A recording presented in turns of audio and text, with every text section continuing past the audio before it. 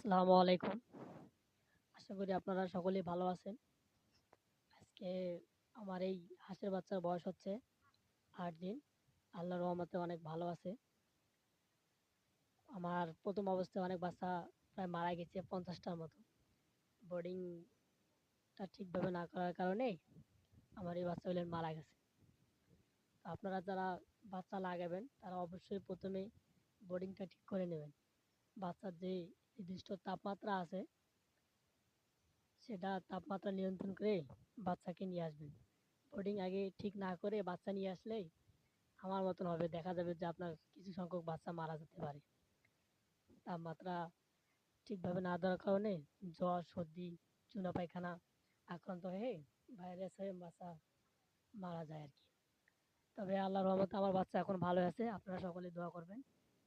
ইনশাআল্লাহ বাচ্চাগুলো যেন মানুষ হয়।